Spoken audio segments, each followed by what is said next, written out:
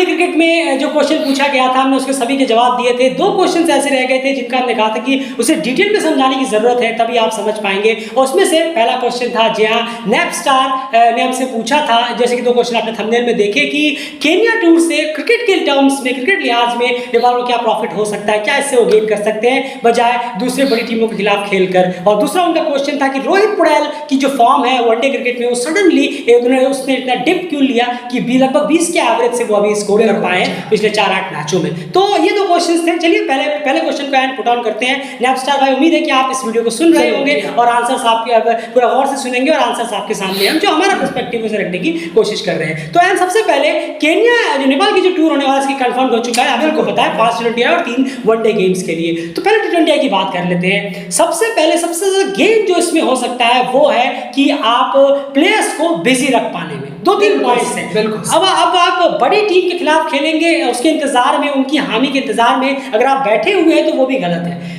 Cricket खेलने के लिहाज से, प्लेयर्स को बिजी रखने के लिहाज से, हाँ, ये टी20 सीरीज बेहतर है, आप प्लेयर को काफी बिजी रख पाएंगे। उसके बाद टी20 सीरीज से रिलेटेड दूसरा जो पॉइंट है वो है कि आपके जो केन्या क्रिकेट बोर्ड से रिलेशंस है वो बहुत ज्यादा स्ट्रांग होंगे, क्योंकि उनकी तरफ से इन्विटेशन पे आप जा रहे हैं, उनको इस वक्त इस चीज की जरूरत है और आपने एक हेल्पिंग हैंड बढ़ाया है अपनी तरफ से, तो डेफिनेटली उनके साथ रिलेशनशिप्स और स्ट्रांग होंगे। और भी उसके साथ साथ जो छोटे बड़े और भी जो बोर्ड्स हैं उनके पास भी एक स्ट्रांग मैसेज जाएगा कि नहीं, हेल्पिंग हैंड की जब भी जरूरत पड़ती है तो हम इस तरफ भी, एसोसिएट्स में, बड़े बड़े तो हैं ही फुल मेंबर्स के, लेकिन एसोसिएट्स में हम इस तरफ भी देख सकते हैं। तो एक स्ट्रांग मैसेज जा सकता है हेल्पिंग हैंड वाला, और केन्या बोर्ड के साथ एक अच्छी बहुत स्ट्रांग बॉन्डिंग और भी ज्यादा बन सकती है। तो 2 ये इंपॉर्टेंट जो चीजें हैं वो जरूर हो गई है। हाँ, एंड क्रिकेट के लिहाज से, क्रिकेट की बात करें स्पेशली, उसमें कितना प्रॉफिट मिलेगा, सिर्फ टी20 मैचेस की बात करें। नहीं, जरूर देखिए, क्रिकेट के हिसाब से देखें तो प्लेयर्स की इंडिविजुअल, अगर आप देखेंगे प्लेयर्स लोगों को इंडिविजुअल परफॉर्मेंस पर तो ज़रूर असर करेगा, उनकी रैंकिंग्स पर असर करेगा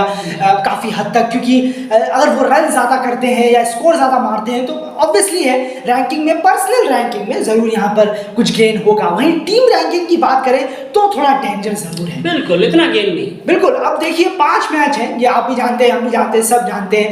5 में से नेपाल 5-0 कर दे तो कोई बड़ी बात नहीं, 1 या 2 रेटिंग का ही फासला होगा, कुछ ज्यादा असर करेगा नहीं। बाय द वे, अगर केन्या उलटफेर करने में कामयाब रहा, और केन्या उलटफेर मतलब सीरीज की बात नहीं कर रहे हैं, नहीं, केन्या एक मैच भी हरा दे तो बहुत असर करेगा रेटिंग। बिल्कुल करेगा। तो केन्या का सिंगल मैच हराना और नेपाल का 5-0 से जीतना, इसमें जमीन आसमान का अंतर है, बहुत बड़ा अंतर है। नेपाल को फायदा रेटिंग के हिसाब से कम होगा, वहीं केन्या उल्टा नुकसान ज्यादा हो जाएगा अगर केन्या ने एक मैच भी हरा दिया। बिल्कुल, तो कहीं ना कहीं रेटिंग के लिहाज से अगर आप कहें, रैंकिंग के लिहाज से कहें, तो डेफिनेटली नेपाल को इतना प्रॉफिट होता हुआ बिल्कुल भी नजर नहीं आएगा। भले वो 5-0 से भी जीते तो भी इतना प्रॉफिट नहीं आएगा, एक आध रेटिंग का ही यहाँ पर फर्क हो सकता है। लेकिन अगर एक मैच खुदा खास्ता अगर गलती से हार गई नेपाल की टीम तो बहुत सॉलिड डेट होगा, जो शायद उनको बहुत नीचे ले आए, 1-2 रेटिंग नीचे लाकर खड़ा कर दे, या फिर नाइजीरिया और आयरलैंड के बहुत ही क्लोज लेकर आ जाए। तो ये चीज यहाँ पर गेन करने की, क्रिकेट के टर्म से इंडिविजुअल परफॉर्मेंस प्लेयर्स कर पाए, खुद को बिजी रख पाए तो अच्छी बात है। ये टी20 सीरीज की बात कर रहे हैं, तो उम्मीद है कि आपको आंसर समझ में आएगा कि ये कुछ गेन यहाँ से हो सकता है। हाँ, अगर यहाँ पे बड़ी टीमों से मैचेस होते, अगर यहाँ पे बड़ी टीम से मैच होते या अपनी टक्कर की टीम से मैच होता है, अगर और बड़ी टीमों से यहाँ पर मैच रखवाने में कामयाब होती है, हम बात कर रहे हैं नामीबिया, स्कॉटलैंड, आयरलैंड वगैरह, नीदरलैंड, इन सबसे ओमान, यूएई, इन लोगों से अगर मैच कराने में टीम कामयाब होती तो डेफिनेटली आप इन्हें एक मैच भी हराते तो आपको रैंकिंग का प्रॉफिट होता, सीरीज हराते तो और ज्यादा बूस्ट अप होता, इसमें कोई नहीं। क्रिकेट के लिहाज से भी बहुत ज्यादा प्रॉफिटेबल होता। लेकिन जो हमने चीजें गिनाई है, बिजीनेस, केन्या बोर्ड से अच्छे रिलेशनशिप, एक छोटे छोटे एसोसिएट टीमों में एक स्ट्रांग मैसेज कि हम नेपाल की तरफ भी हेल्पिंग हैंड के तौर पर देख सकते हैं, और इंडिविजुअल परफॉर्मेंस में रैंकिंग को लेकर कहीं ना कहीं हेल्पफुल जरूर होगा इस टूर्नामेंट में। बस इतना ही हेल्प ये टूर करता हुआ नजर आएगा। उसके बाद यहाँ पर वनडेज की बात करें, 3 वनडे गेम्स हैं, यहाँ पर प्रॉफिट जरूर है, लेकिन कब वो प्रॉफिट होगा जरूर बताएं। बिल्कुल, देखिए सबसे पहले बात करें, अगर प्रॉफिट को देखा जाए तो सबसे पहली चीज, सबसे बड़ी चीज, जो शायद हमने पहले भी की इस बात लगातार कहते हैं, बिल्कुल सही कहा आपने, हम शायद जिम्बाब्वे के टाइम से कह रहे हैं, यूएसए के पहले जो प्रैक्टिस मैच हुए थे वहां पर हमने कहा ह्यूरिकेन्स के खिलाफ, ऑस्ट्रेलियन ह्यूरिकेन्स वगैरह के खिलाफ, वहां पर भी कहा था, आज भी ये कह रहे हैं, और आज से 5 साल बाद भी अगर जिंदा रहे तो हम यही कहेंगे कि टॉस जीतकर, अगर सबसे पहले वनडे का यही फायदा होगा, अगर आप टॉस जीत गए हैं तो सबसे पहले कोशिश करिए कि तीनों वनडे में पहले बैटिंग आप करें। बिल्कुल, 50 ओवर का जो एक फ़ायदा है वो आपको मिले। आपको ज़्यादा ज़रूरत है 50 ओवर के खेलने की, प्लेयर्स को ज़रूरत है तो उसका इस्तेमाल करना सीखे अगर टॉस जीत जाते हैं। बिल्कुल, ये बहुत ज़रूरी हो जाएगा कि आप 150 ओवर पूरे बैटिंग करें, पूरा यूटिलाइज करें उन 150 ओवर को। हम आप बार बार उसी चीज़ पे फोकस करेंगे कि अगर आप टॉस जीतते हैं तो आप पहले बैटिंग ही करें और 150 ओवर पूरे बैटिंग करने की कोशिश करें, क्योंकि वनडे क्रिकेट में अगर ओपोनेंट थोड़ी कमज़ोर भी है फिर भी आप वहाँ से बहुत कुछ गेन कर सकते हैं। सबसे पहले तो आप 150 ओवर पूरे कंप्लीट करें, अपने 50 ओवर पूरे खेलें। यहाँ पर आपको खेलने की वजह से क्या होगा कि आप कुछ नए शॉट सीख सकते हैं, कुछ अपने तरीके, जिस तरीके से आप पहले मैचेस में आउट हुए हैं मेन इवेंट्स में, उनको उन शॉट्स को आप वापस से ट्राई कर सकते हैं यहाँ पर कि मुझे कितनी तेजी से बॉल पे लेकर आना है बल्ला, या फिर कितनी तेजी से मुझे कवर्स पे खेलना है कि मेरा एज ना है, या फिर मुझे कितनी दूरी की बॉलों को लीव करना है। ये सब चीजें तो आप कर ही सकते हैं ना। और एक सेल्फ गोल बनाकर चलना होगा यार, वो गोल किस तरीके का हो सकता है अगर आपको इस वनडे से प्रॉफिट उठाना है? नहीं, जरूर देखिए, सेल्फ गोल तो वो खुद के ऊपर है। अब क्या है कि कुछ प्लेयर सोच सकते हैं कि मुझे इस टारगेट तक पहुंचना है, यानी कि 30, 35, 40 रन तक के टारगेट या तक पहुंचना है, बॉल्स तक पहुंचना है, 50-60 बॉलों तक मेरा ये टारगेट है, या ड्यूरेशन का टारगेट है, यानी कि मुझे आधा घंटा पिच पे रहना है, 1 घंटा पिच पे रहना है, या नई बॉल निकालनी है। बिल्कुल सही कहा आपने, कुछ भी हो सकता है, कोई भी, या फिर मिडिल फेस पे मुझे रहना है, यानी कि 1 से 7 ओवर तक रहूंगा या 1 ही ओवर में खेलूंगा। अब कौन खेलेगा यार, कैसा भी माइंडसेट हो सकता है। अगर ऐसा माइंडसेट है तो प्लीज बाहर ही बैठिए, खैर 1 ओवर वाला। लेकिन कोशिश सबका अलग अलग माइंडसेट हो तो ये वनडे मैचेस टीम को बेनिफिट देंगे। अगर कुछ आप कोच के अलावा, ऐसा नहीं कि कोच बोल रहा है कि हाँ करो तब आप कर रहे नहीं, थोड़ा अपना इंटरेस्ट लीजिए, थोड़ा अपनी तरफ से जान लगाइए, तो देखिएगा इसी वनडे मैच में आपको इंडिविजुअल कितना ज्यादा मजा आएगा। जी हाँ, और बहुत कुछ गेन भी होगा, इसमें कोई दौरान नहीं है। ये हो गया पहले क्वेश्चन का आंसर कि दोनों से क्या गेन हो सकता है। दूसरे क्वेश्चन, जी हाँ, एक चीज बस छोटी सी इसमें मैं जोड़ना चाहूंगा कि जो लो कॉन्फिडेंस के प्लेयर हैं इस वक्त, बिल्कुल यही ऐसा आप बिल्कुल, और ये बहुत इंपॉर्टेंट भी है कि लो कॉन्फिडेंस के जो प्लेयर हैं इस वक्त, जैसे दीपेंद्र सिंह एरी अभी फिलहाल मौजूद है, रोहित पुड़ैल रन नहीं कर रहे हैं, स्कोर नहीं कर रहे हैं, उनको एक कॉन्फिडेंस की जरूरत है बहुत ज़्यादा। देव खनल स्कोर नहीं कर रहे हैं, कुशल भुरतेल स्कोर नहीं कर रहे हैं, वहां पर टिक नहीं रहे हैं, जम नहीं रहे हैं।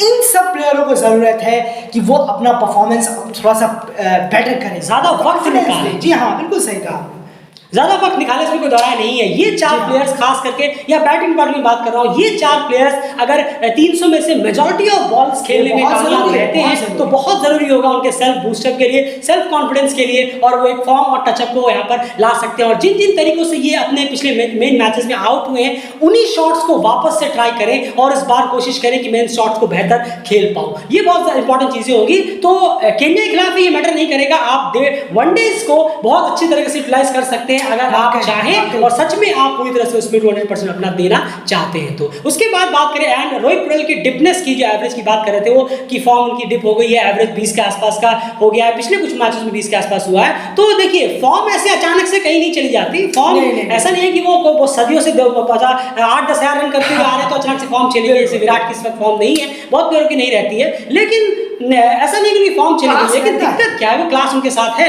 दिक्कत क्या हो रही है, मान लीजिए अगर वो कोई गलती कर रहे हैं, वो कुछ शॉट्स में गलती कर रहे हैं, कभी कभी हम देखते हैं वो ऐसे सफल कर खेलने जाते हैं तो एलबीडब्ल्यू आउट हो जाते हैं, तो बहुत सारे स्वीप मारने जा रहे हैं तो स्वीप लग नहीं रहा। तो अगर उनसे कुछ गलती हो रही तो उससे वो ठीक कहां पर करें? आप खुद सोचिए, रोहित पुड़ैल अगर कोई गलती कर रहे हैं तो उससे वो कहां ठीक करे? वो जो 1 घंटे का सेशन होता है नेट वाला, वहां पर बैठ करे, नेट पे कुछ नहीं सीखेंगे वो, वहां कुछ नहीं। उनको कोई प्लेटफॉर्म तो मिले, कोई डोमेस्टिक 50 का हो तो चलो वो कहेंगे अच्छा डोमेस्टिक का चल रहा है, चलो मैं सर मैं अपना नाम दर्ज कराता हूँ, मुझे मुझे एक टीम से जोड़ दीजिए, मुझे वहाँ पर प्रैक्टिस करनी है। तो वो डोमेस्टिक में गए और वहाँ पर उन्होंने शुरू कर दिया उन्हीं गलतियों पे काम करना, स्वीप्स लगातार खेलने की कोशिश कर रहे हैं, सफल करके शॉट लेने की कोशिश कर रहे हैं। तो वही है, उन्हें कोई प्लेटफॉर्म भी तो मिले। अब एक 5-7-8 दिन का समर कैंप लगा के उसमें नेट पे पीछे नेट लगाकर आपको लग रहा है कि कैमरे में दिखा रहे हैं कि रोहित पुड़ैल अच्छे शॉट्स खेल रहे हैं, वो शॉट्स खेल रहे हैं, यकीन मानिए इनसे कुछ नहीं होता, इंटरनेशनल लेवल पे कुछ नहीं होता, सिर्फ हाथ पैर खोलने के लिए होते हैं। नेट सेशंस इस तरह से करके सिर्फ आप हाथ पैर खोल सकते हैं, थोड़ा बहुत अपने कुछ नए तौर तरीके सीख सकते हैं। लेकिन अगर आपको अपनी गलतियां सुधारनी है तो आपको मैचेस में घुसना होगा, चाहे वो इंट्रा स्क्वाड के सीरियस मैचेस हो, डोमेस्टिक क्रिकेट हो, या फिर कोई अच्छा प्लेटफॉर्म। नहीं नेपाल लगातार वनडे बायलैटरल सीरीज खेलता है कि वहां पर वो ठीक कर ले, वहां पर भी वो नहीं होता। इस पे आपकी क्या राय है, आपका क्या ओपिनियन? नहीं, बिल्कुल सही कहा आपने। देखिए, ये लास्ट वाली बात आपने बहुत सही कही कि ऐसा अगर महीने मंथ टू मंथ जी हाँ, महीने अगर आप क्रिकेट नहीं भी खेल रहे हैं, जी हाँ, हर मंथ पर अगर आपको लगता है कि चलिए क्रिकेट करना बड़ा मुश्किल है, बायलैटरल डोमेस्टिक सबसे अच्छा इसका आंसर है डोमेस्टिक, कोई झंझट नहीं, कोई फिक्र 50 नहीं। ओवर। बिल्कुल सही, 50 ओवर का। तो वहां पर कोई दिक्कत नहीं है भैया, हमें बाहर नहीं जाना, हमें यहाँ भी नहीं, हम अपने घर में आराम से एक अच्छा डोमेस्टिक खेल रहे हैं, प्रैक्टिस कर रहे हैं, गलतियों पे काम कर रहे हैं, तभी होगा, मैच खेल कर होगा। ये बहुत अच्छा कहा। नेट पर कुछ नहीं होता, बस आप बेसिक करते हैं नेट पर, जो आप एकेडमी अपने 13-14 साल की उम्र से करते हुए आते हैं। बिल्कुल, तो कहीं ना कहीं उम्मीद है आपको आंसर मिल गया होगा कि रोहित पौडेल को एक प्लेटफॉर्म की जरूरत है जहां पर वो अपनी गलतियों पे काम कर सके। अगर वो इंटरनेशनल मैचों में अपनी गलतियों पे काम करने की ट्राई करेंगे तो वहां पर टीम का नुकसान होगा, पॉइंट्स टीम के चले जाएंगे। आप देखिएगा यही रोहित पौडेल अचानक से आपको 7-8 मैचों बाद वापस से फॉर्म में नजर आएंगे। क्यों? क्योंकि तब तक 7-8 मैचेस वो और खेल चुके होंगे, शायद वो अपनी गलती पे काम कर रहे हैं। लेकिन उन 7-8 मैचों में क्या टीम को अच्छा उससे फायदा हुआ? लेकिन नहीं, ये देखने वाली बात हो। कहीं ऐसा ना हो कि 8 मैचों में टीम 5 मैच हार गई, 4 मैच हार गई और उसमें रोहित पौडेल के स्कोर्स कम रहे। इसीलिए आपको एक प्लेटफॉर्म की जरूरत है जहां प्लेयर्स परफॉर्म कर सके, अपनी गलतियों पे काम कर सके। उम्मीद है नैपस्टार कि आपको आपके आंसर मिल गए होंगे, और अगर आंसर पसंद आया तो प्लीज वीडियो को जरूर लाइक करिए, वीडियो को शेयर करिए, डेली क्रिकेट चैनल को लगातार अपना सपोर्ट बनाए रखिए। एशियन क्रिकेट से रिलेटेड सारी अपडेट्स आपको यहाँ पर मिलती रहती है, प्रोवाइड कराने की हमारी पूरी कोशिश रहती है। जितने भी लिमिटेड हमारे पास रिसोर्सेज हैं उसके तहत आपके सामने पूरा एफर्ट के साथ प्रोवाइड कराने की हमारी पूरी कोशिश रहती है। उम्मीद है कि आपको आंसर पसंद आया होगा। फिलहाल इस वीडियो में इतना है, चैनल को सब्सक्राइब जरूर कर लीजिए जो भी हमने पहली बार या फिर न्यू व्यूअर्स हमारे साथ जुड़े हुए हैं। बाय।